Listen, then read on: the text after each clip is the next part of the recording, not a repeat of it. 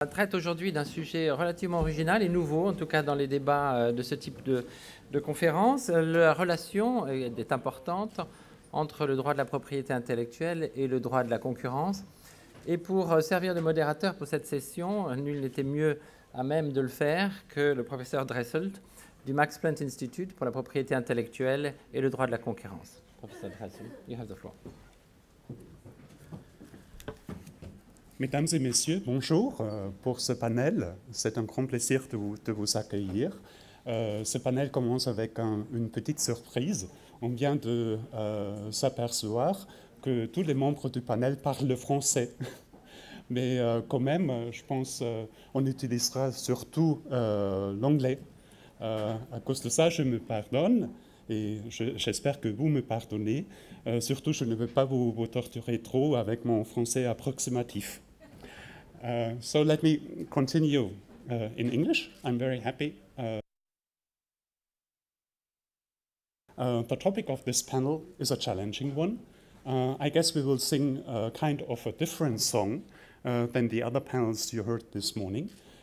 Competition lawyers are also different kind of lawyers, or competition people are different kind of people than IP people.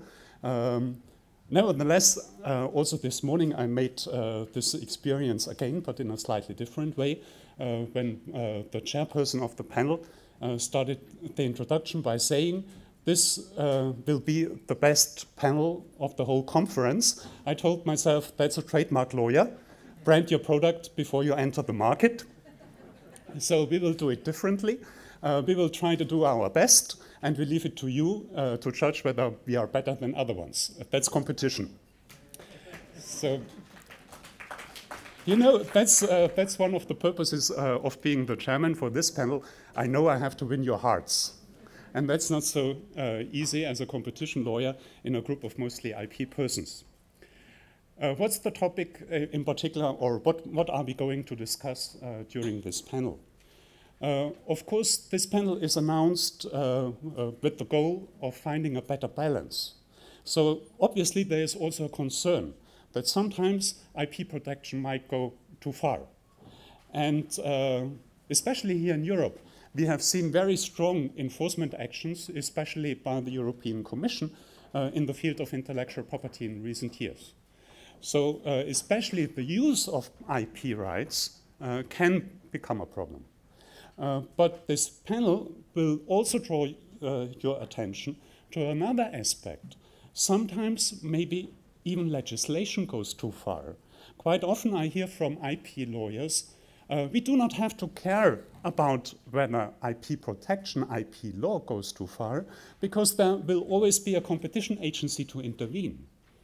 But it's not really discussed whether competition law is a very appropriate field of law and whether their institutions and methods and rules are very appropriate for doing that particular job.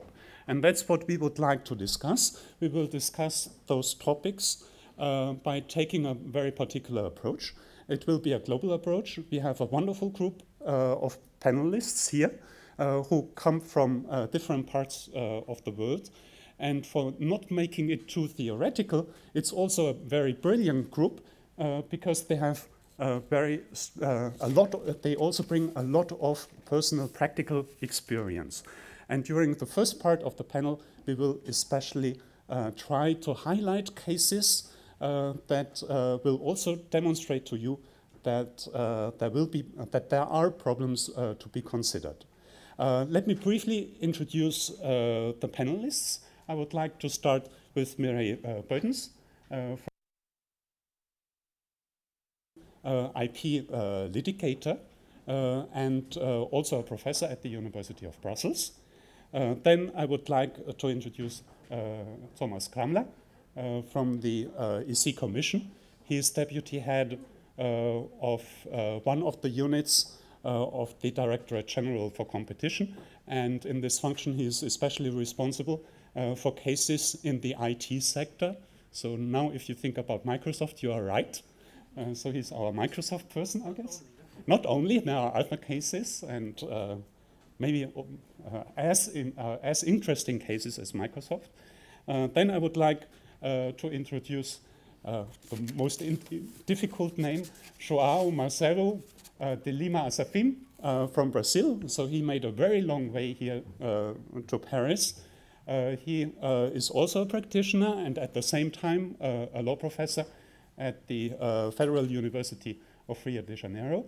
And finally, I would like to introduce to you Hassan Takaya.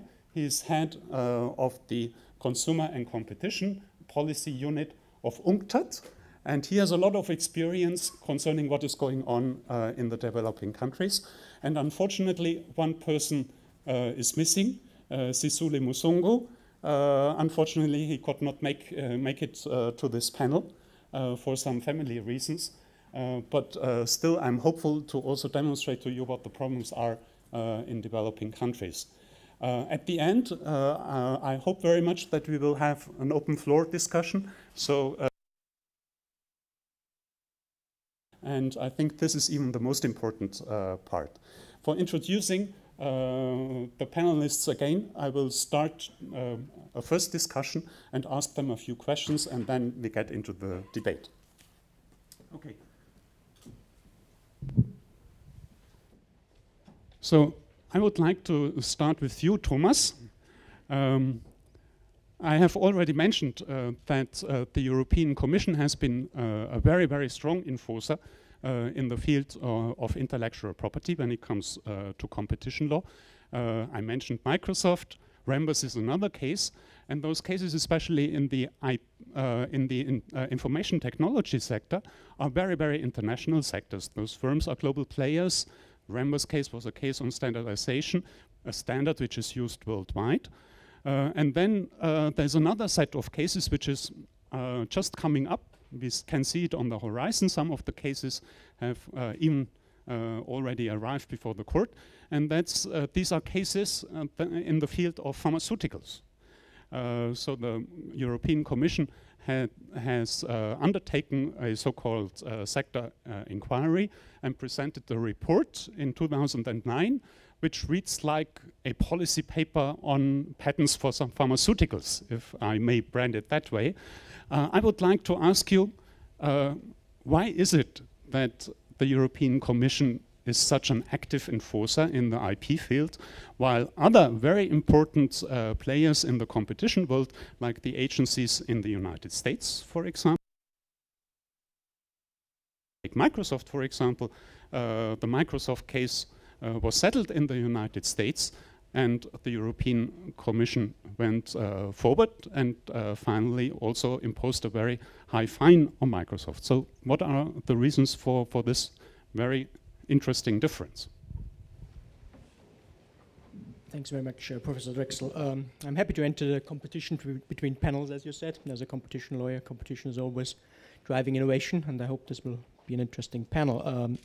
It's always good to start the discussion not agreeing with the moderator, I think, because then the discussion will be more lively than it would normally be. And I think there's more convergence between the US and Europe as there are divergences in approaches to antitrust and IPR. And this is for the following reasons. First, there is agreement, I think, across the Atlantic that antitrust and IP share the very same basic goal. Both are there to promote innovation and, in the end, consumer welfare. And IP by granting monopolies for a limited period of time. I don't have to tell you as IP lawyers. And competition by incentivizing companies to compete and innovate. So both sets of law basically share the same goals, and that's agreed both here on this side of the Atlantic and by the FTC and the DOJ, the Department of Justice, on the other side of the Atlantic. Both agencies have put out guidelines that state that these goals are basically similar. Then another feature that is shared across the Atlantic is there's no presumption of market power.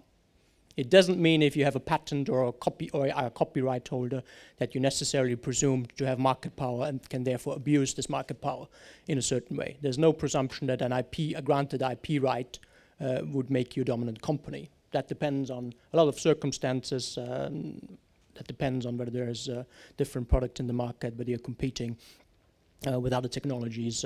So no, direct presumption.